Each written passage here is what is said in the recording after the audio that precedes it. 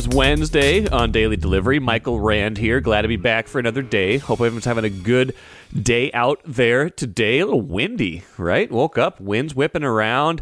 Maybe it'll be blowing out to left field on Thursday. See if that wind keeps up for the Twins' home opener tomorrow. They could use it. Twins bats not really going strong right now. We'll get to that in a little bit on today's show. Chip Scoggins also joins me today. That'll be in a little bit as well. Going to talk basketball, college sports, women's basketball, name, image, likeness. I know we've talked about that a couple times before, but it feels particularly acute right now with everything going on with the men's basketball program at the U. All the players entering the portal, maybe some of them seeking more NIL, different places, just kind of the era we are in college sports. We need to readdress that, and Chip is just the guy to do that. So we'll get into that with Chip. We'll also get into the terrific Monday night region finals in the women's basketball and how that sets up a Friday UConn versus Iowa that should be spectacular in the women's game in the Final Four. So Chip and I will talk about that in just a little bit. First, though, what did I miss? We're going to focus on three games from Tuesday and some concerning numbers, some concerning trends from all three of those games. Like I mentioned, we'll get to the Twins here in a sec. Let's go get to the Wild. Let's start with the Wolves. They beat the Rockets Tuesday. That is not a concern. It was a good overall win for the Wolves. They played solid. The Rockets have been red hot. They had that long winning streak that just got snapped the other day. They're trying to get up into the play-in.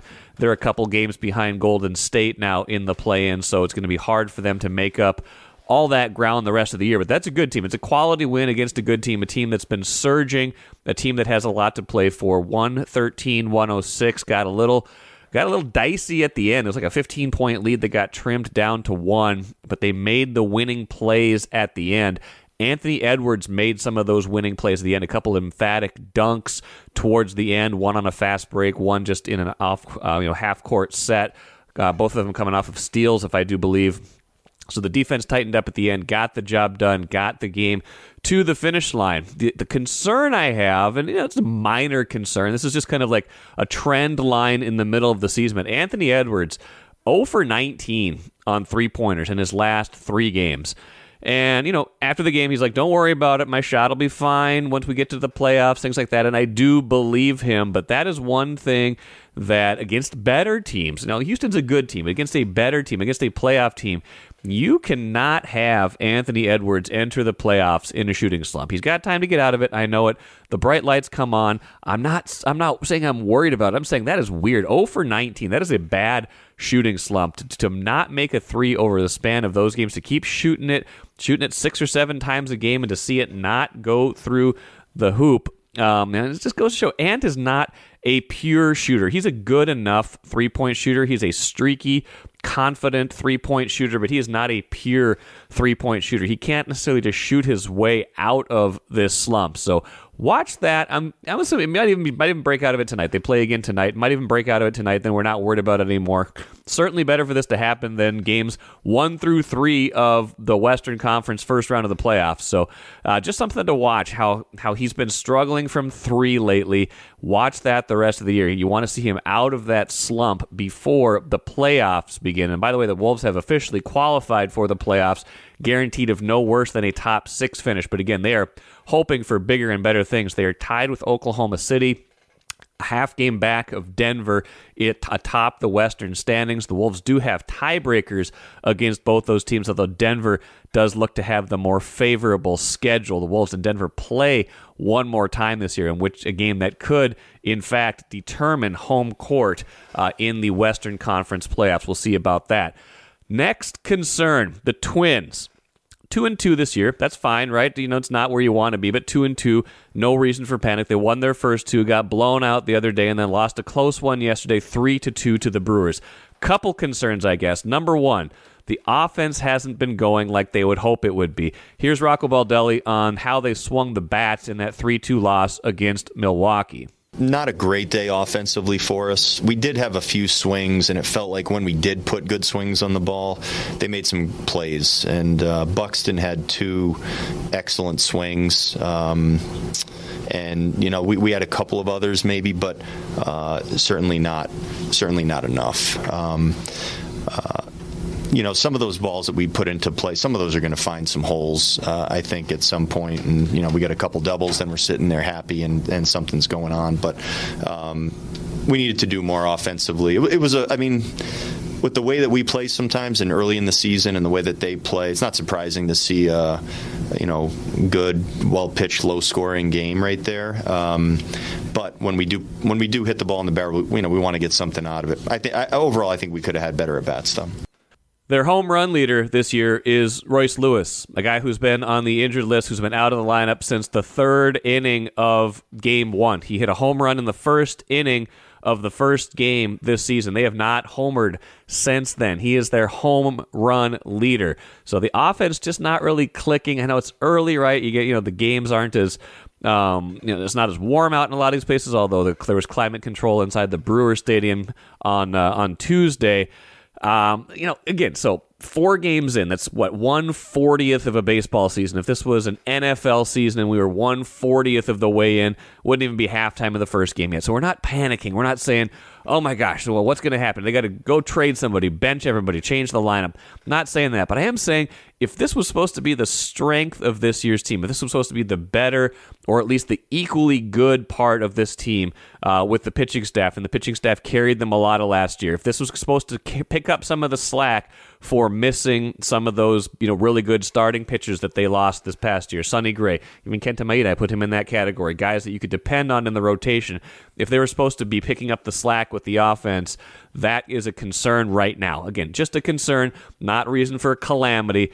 This, too, though, is concerning. And again, I want to be a downer here. I'm just saying, these are things that I look at, and I'm like, that's not the trend line you want to start the year.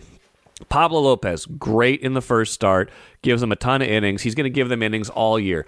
Joe Ryan, solid in the next start, but it goes 5 1/3. Again, it's early in the year. I know pitchers aren't stretched out. They're not going to go as long as they usually do. But 5 1/3 for Joe Ryan in the second start. Bailey Ober doesn't even get out of the second inning in their third game. And then Louis Varland only goes 4 yesterday, gives up 3 runs. Needs 89 pitches to get through those 4 innings. So again, their starters have gone basically 11 innings in the last 3 games. Again, early in the year, starters aren't stretched out as much. They're probably not going to go as deep anyway, but you don't want to get into this trend where you're having to work your bullpen so much. That was something they did so well last year. The starters were leading the league in innings for a long time, and I know they finished way up there. I don't know if they finished top or where they finished, but they were way up there at the end of the year in terms of starters innings pitched, starters strikeouts, things like that. They were a very good starting staff last year, and some of that was health, some of that was just the quality of the pitchers. A lot of veterans, a lot of guys who you knew what you were going to get. Sonny Gray, like I said, Kenta Maeda, guys like that to go with Pablo Lopez, and then you supplemented that with Joe Ryan and Bailey Ober for most of the year. They don't quite have that this year, and that's a concern. That was a concern going into the year. You'd like to see a good start from Chris Paddock today. You'd like to see them, be able to, get a little bit more innings, although he's probably going to be on a little bit of a restriction himself. So got to watch that as the year goes on. Can they avoid overtaxing their bullpen? Can they get better starts, more consistently working deep into the games as the season goes along? I am watching that. Now, final game, the Wild won last night. They've actually been playing pretty well. That's the shame of all this, because this is the final number I'm looking at. The shame of all of where they are right now, which is 3.8% chance of making the postseason. That's according to Hockey Reference, 3.8% chance. The shame of all this is they've actually been playing really pretty good hockey since the All-Star break. They're 15-5-5 since the break. If they've been playing at that clip all season long, well, Dean Evason wouldn't have gotten fired. They would be talking about going to the playoffs again. They probably aren't right now, even after last night's win. A good, solid win last night. They're still battling. They're still competing. It's not all about the playoffs. Some of it's laying the groundwork for next year. I get that. But right now, it's looking like they're just running out of time. They don't have enough time to make up the gap that they have. Nobody above them is stumbling enough for them to catch them. And so it's just going to the season is just going to kind of wind down. Eventually, I'm sure they're probably just going to become eliminated. Not like a massive disappointment of a year. It kind of feels like this is the team they are, but if they'd been playing at this clip, if they'd been playing at this well for the entire season, we'd be talking about the playoffs again. And I think just that slow start, some of that malaise and those injuries that hit them kind of mid-year, that's really dooming them right now, even though they are playing much better hockey as of late. MGM Wine and Spirits is the choice for savings, service, and a great selection of spirits, premixed cocktails, wines, and of course, ice-cold beers and hard seltzers. With over 30 locations throughout the Twin Cities and beyond, there's an MGM near you. Head to mgmwineandspirits.com to find a convenient location in your area. Get social. Follow MGM on Facebook and Instagram for all the latest news and trends. Make great moments with MGM Wine and Spirits, your locally owned and operated choice for over 50 years. Save time, save money. Shop MGM.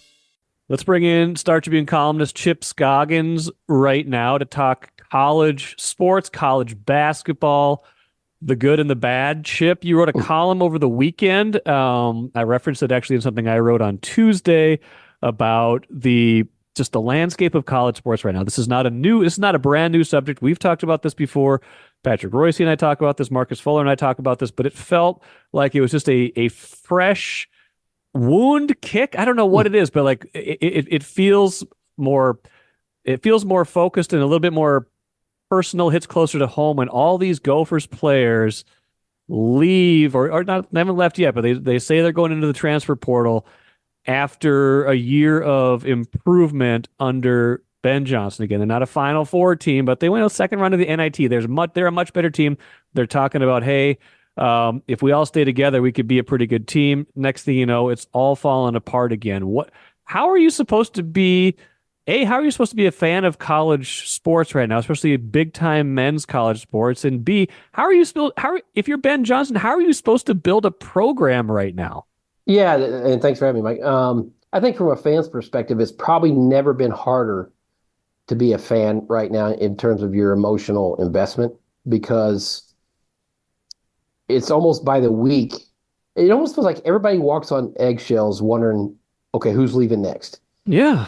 If you have a good player, a good young promising talent that's a freshman or sophomore, if a team gets a good recruit, what's the first reaction now? Well, how much is it going to take to keep him? And when's he transferring? Or she transferring? That's the kind of default setting now. And I don't blame fans for being frustrated. I always say that the transfer portal swings both way, the door. Of course. But we tend to remember the people that left more than the guys that came in. And so it's if you follow a team with your emotions, you're going to run the gamut in today's college sports, because there's just so much turnover, and it's to be expected. But every time it happens, it's still kind of a jolt to your system. As far as coaching, and Ben Johnson, or really any coach, but particularly coaches that don't have, let's say, the greatest NIL collective situation. And the Gophers are far better than they were a year ago at this time. But the basketball is still trailing in this market. It's almost, they're feeling the pain of the mid-majors, where you're stuck in this spot of, if you recruit really well or develop guys young in their career and they show promise, you run the risk of a school with a deep pockets or big boosters coming and taking that talent and giving them massive NIL deals. Bucky Irving in football. We saw that a couple years ago with Oregon. Pharrell Payne hasn't come out and said his reasoning publicly for leaving, and it might be multiple reasons. But I'm going to go out on a limb and say he's probably going to get a pretty nice NIL deal from some school wherever he signs. 6 figures for sure. Like for sure. He was going to get, Mike. He was going to get 6 here. Yeah. Yeah, I reported, and I had people tell me he was going to get 6 figures from Dinkytown athletes here.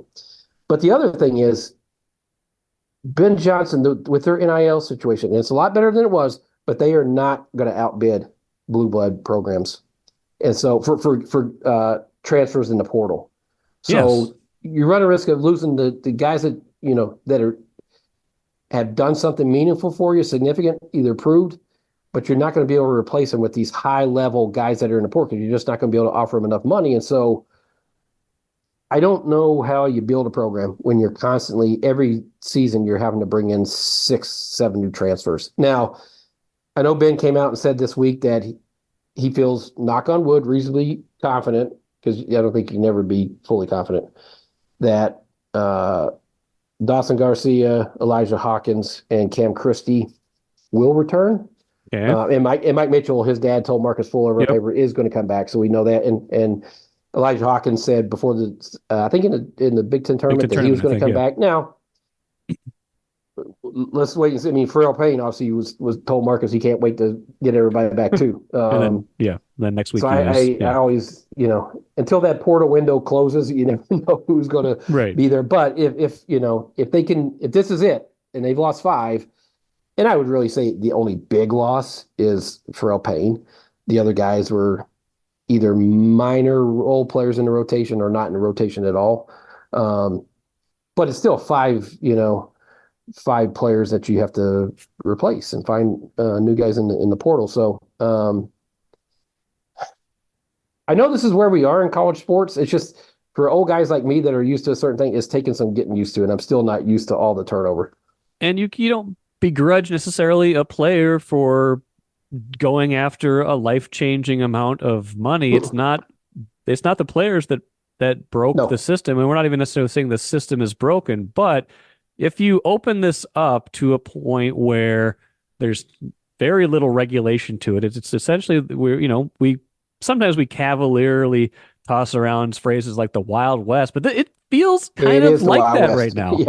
Yeah, and you say the system's not broken. I will say this: I've long supported NIL. I mean, I went back one time. I think for 10 years I've been writing the Olympic model, which to me is kind of the NIL. Yeah, that pay the players. You get the players played through this funding. Yeah, the athletes deserve to be compensated.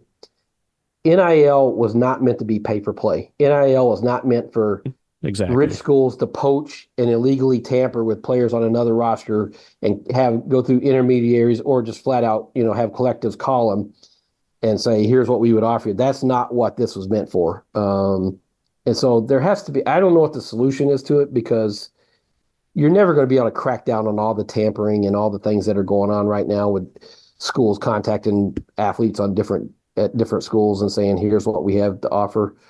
I guess you could try to turn schools in, but the NCAA is just not going to be able to. It's so widespread. But this is not what NIL was meant to be, right? It was not meant to be pay for play. Right. And so, again, I don't know how you control it. I do think that NIL should move back into athletic departments and let them control it, and that gives them a little more control over it. But there's always going to be tampering and different rules. I mean, schools are always going to find a way to break rules. But I think if you moved it back inside, if you move it inside athletic departments and let them handle fundraising, because the whole thing is like you're asking fans to subsidize NIL, these collectives. I don't know that fundraising that way can keep up with the costs. I think you're going to put too much of this burden on fans at most schools, not all schools. I mean, there's schools that have these billion-dollar boosters that don't care. They'll just give money and that's fine. But I'd say at most schools, I like to joke that NIL stands for nothing is left. I mean, at some point, these fans are going to be like, I can't give anymore, right? I mean, this is. At the U, they've already funded the athletes' village. They're paying special seat license kind of things for the right to buy tickets. The tickets are already more expensive than they used to be. Like, there's a lot they're paying for already. And the thing is, though, Mike, there's this understanding that if you're a fan and you don't contribute to these collectives, some schools going to come and pay those athletes money. Darius Taylor, we're at a point where Darius Taylor was a true freshman last year and played how many games? He was great when he was on the field, but he was hurt a lot, but he was great. And it became big news when he announced that he announced on Twitter that after talking to his family, he's going to come back for one more year to be with Dinkytown athletes. So we're at a point where it's almost as the news is almost as important when a player or an athlete says they're coming back to school as it is when they're leaving. What does that say about where we're at? I love it. It used to be, you get players transferring if a team was struggling or if they didn't have the playing time they wanted. You understood that, and that's part of the transfer portal now. It's like it's easier to move if you don't like your situation, and you don't want to begrudge an athlete for saying, hey, I thought I was getting into one thing, but then it just didn't work out here. I want to go somewhere else. Like those are always going to be like natural. I want to improve my situation. But some of the stuff with the Gophers basketball team just it feels different because this was a team that was improving. This is a team that you look at and you say, okay, if this isn't going to keep you here, if you're not going to stay at this point, when can you keep people here? And if the answer is raise more money, it's always going to be more and more and more. Yes. And what's interesting is like, as I watched that team, particularly in the middle of the season when they were up middle of the pack in the Big Ten and kind of playing well, now they fell apart completely at the end of the year. And some of that might have been all this, tied to what we're talking about. But, you watch some of those games and the way they perform, you're like, and I remember tweeting this out, I was like, this team has a kind of a collective spirit about them. You can tell that there's good chemistry. They like being together. They seem to get along. There's a good vibe. And you're thinking, man, if they could keep this together, that's something to build on. Well, naive me, because even if a team looks like they love being together and having fun and they're building towards something, that's not enough anymore. I mean, there's a financial component to this that, all these guys, all the 5 that left, I'm not going to say they're all NIL related. Some of them are playing time. Obviously, exactly. Guys that weren't playing want to go find a place where they can play. But there are some of them that clearly, I think, there's a financial component to this. And so, yeah, it's. I agree with you that I don't know that there's ever going to be enough money. Yeah, not in Minnesota. Now maybe some of these big schools where they have endless supplies, their boosters are, willing to fund this. But I had 2 people connected to college athletics that would know told me that for a high major basketball program needs a minimum of $1 million a year to distribute to their roster. I mean, the Gophers are not in that spot. No, they're just not. And again, like the players didn't make this system. Like if I was, 19, 20, 21 years old and someone said, hey, we'll give you this much money to come play basketball here instead of the school you're at. And it was like considerably more. Like if it was again, like life changing, like I would probably do the same thing. Like that is a big deal to a person. And again, it's the system that feels like it got way out of hand, way too fast. That's it. Yeah. I mean, if things are close, if the financials are close and they choose just a little bit more, then it's like, really? I mean, but if it's significant to where it's like, okay, this is, it's just like us in a job, if somebody offered you, triple your money or quadruple your salary, it's going to be hard to say no to that. Yeah. I love you, but, I hope our bosses don't listen to this. No, I think they would if someone offered us 4 times what we're making, I think our bosses might understand. They'd be like, okay, we can't match that. I'm sorry. We like you guys too, but that's right. Yeah. But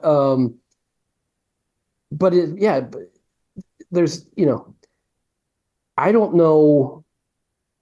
And I don't begrudge the athletes. No, it is the system. And it feels like NIL came about. And because there's so many lawsuits and how's this going to work? And different states had different laws and different things like that. And it came about and it's like, we went from 0 to 150 like this with no idea of how to manage it.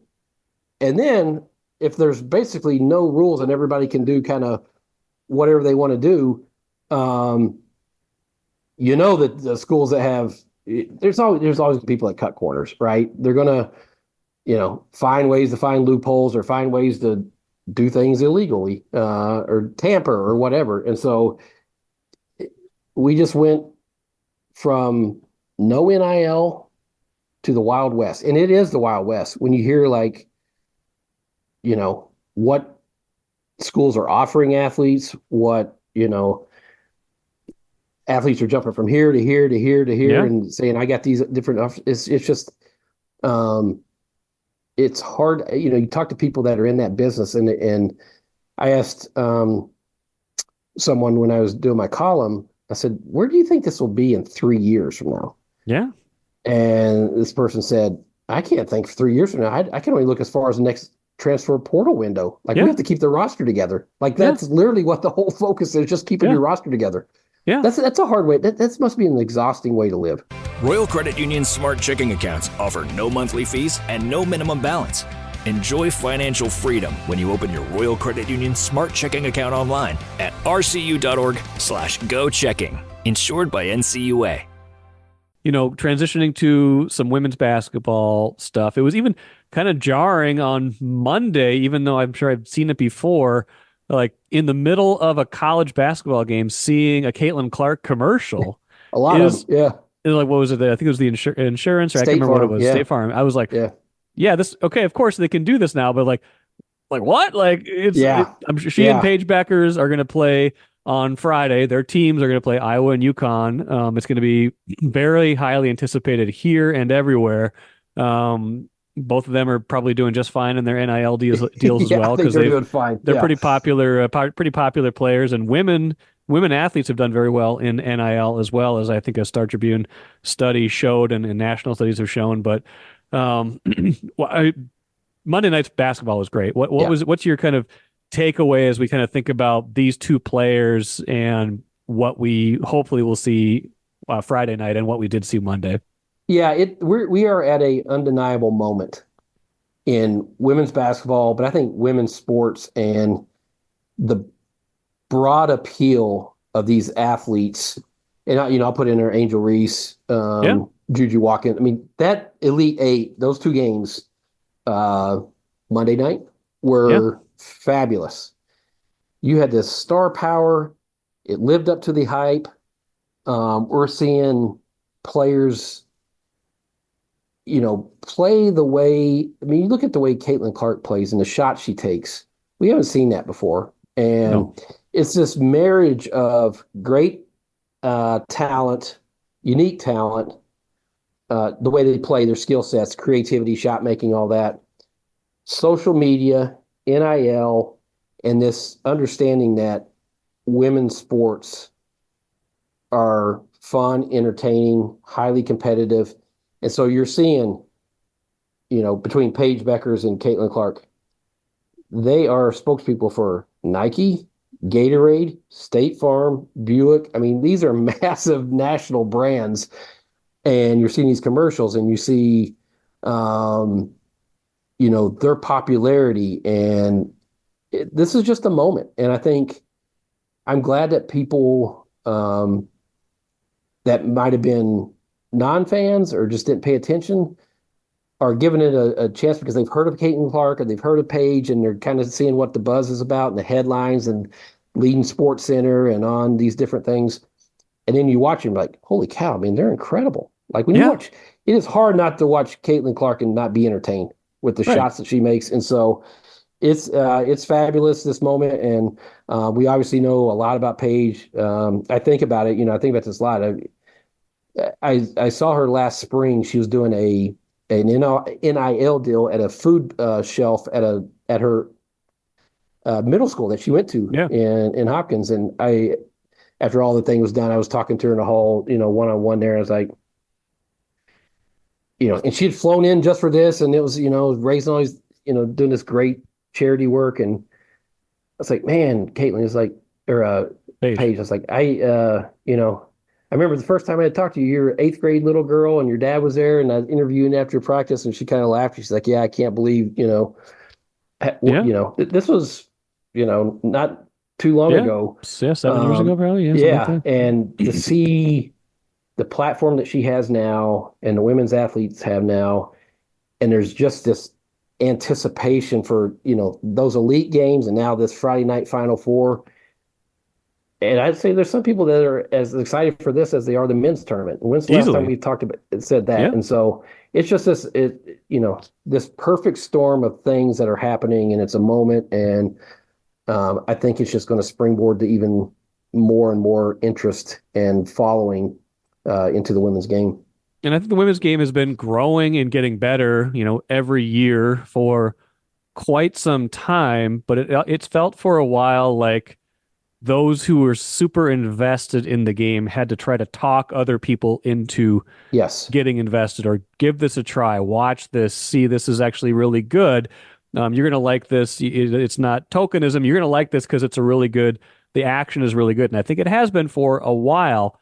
It's at another level now. And you're not having to convince people anymore. People are No. just finding this and they're like, yeah, okay, I want to watch this. You don't have to tell me like all these NBA guys like Yeah. KG. I mean, again, women's basketball doesn't need their validation. I'm not saying that. I'm just saying like you see all these NBA guys tweeting about the women's tournament, like they're just into the games as they should be. Yeah. But this feels different too.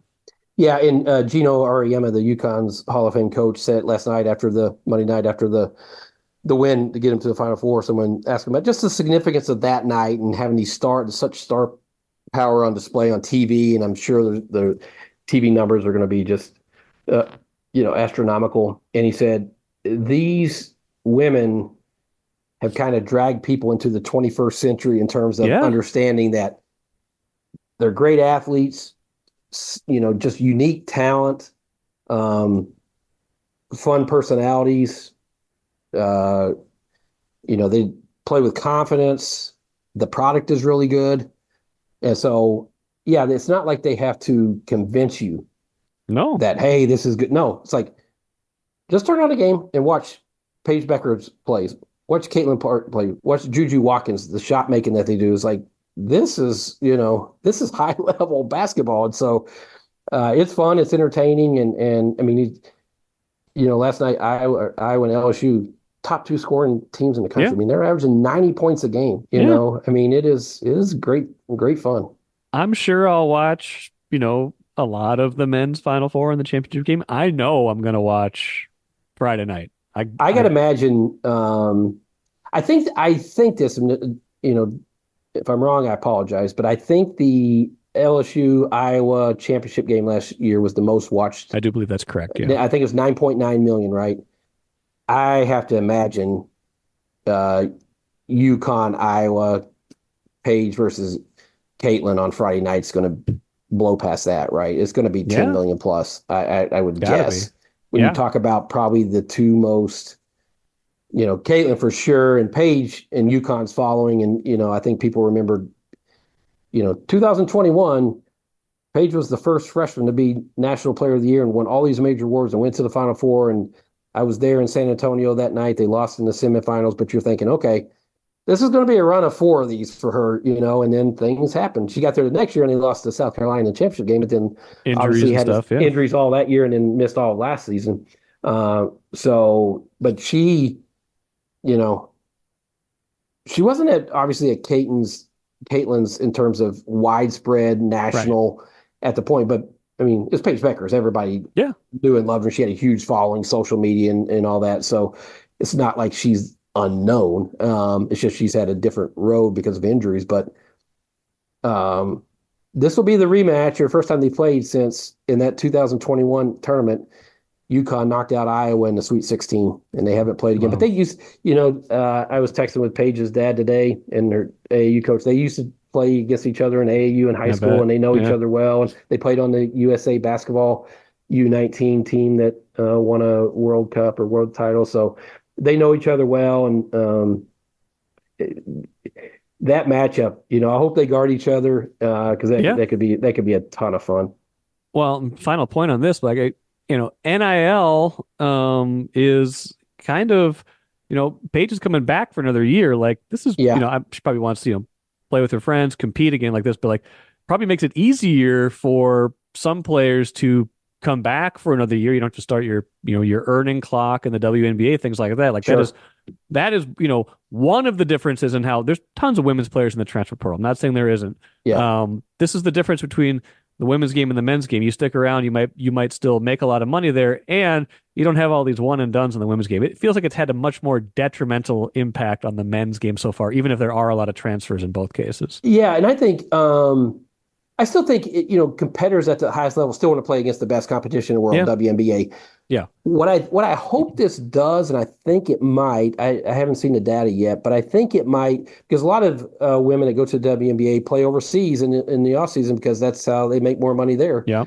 And that's how they play year round basically. I wonder if NIL, because I saw one national writer was like, well, why is Caitlin going to the WNBA? Because she's going to lose her NIL. She's going to not make as much. Well, Nike and Gatorade are still going to sponsor her. Yeah. And she's still going to get endorsements as a pro. Yeah. It doesn't stop when she leaves Iowa. She's still going to be a very, very marketable athlete.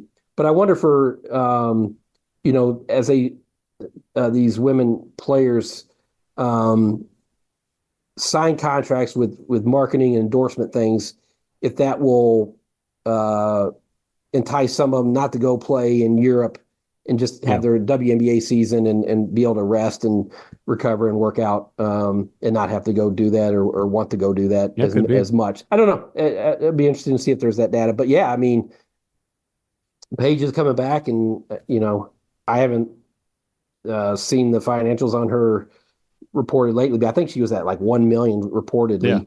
Her NIL, all the different things that she has. Yeah. So I got to imagine that's only going to continue to grow, and it should. And she's such a great spokesperson for any company, and the way she carries herself and conducts herself, all class. And so I just, just kind of wrap up. It's such a cool moment. And I'm glad that the recognition that's getting, especially having known Paige all these years and see, how she's handled the pressure of being, and Caitlin, I think, is in the same spot, the pressure of being in that spotlight when so many young kids are looking up to them, and to do it so gracefully, so with so much confidence, and still be able to perform at a high level. I can't imagine that's easy. And they do it so they make it look easy, and they do it with such class. So it's cool. I'm just, it's fun to watch, and I'm hoping for just it'd be great to see a close, competitive, high-scoring game on Friday night where those two just kind of light it up. Absolutely. That'll be a fun game. Chip, you'll have a column later this week on those two players in just a moment as well. Appreciate all the insights today. We'll talk again soon. All right, brother. Great stuff from Chip, and it leads us right into the cooler. We had been talking about TV viewership, things like that for women's basketball. One minor correction, the 1983 NCAA title game between Southern Cal and Louisiana Tech had the record for largest TV audience for a women's game. That was the championship game, 1983, 11.8 million viewers. That was broken, we found out not long after Chip and I recorded, by Iowa's win over LSU in the Elite Eight, 12.3 million viewers on ESPN. Most watched women's college basketball game in history. Yeah, the Iowa-LSU game last year had big numbers, but not as big as this. So they have set that record. It makes it, reading from the story here, the AP story, makes it one of the most viewed games in any sport other than the NFL in the last year. It outdrew, reading straight from the story, all but one of the 5 games in last year's NBA Finals, along with the clinching game of last year's World Series. That's amazing. It's also the most watched men's or women's college basketball game ever on ESPN. That is amazing.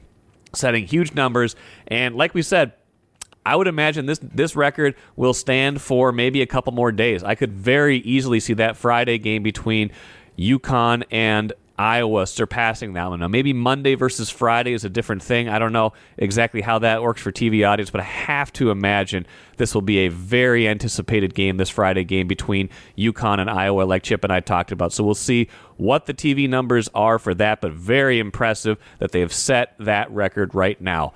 That will do it for me today. Tony Kennedy from the Star Tribune, outdoors writer, will join me on Thursday's show to talk about deer hunting, Big Ten power rankings, and deer hunting. I can't wait to talk to Tony about that. That'll be on Thursday's show. Until then, I am Michael Rand. Have a great rest of your Wednesday. Back at it again tomorrow.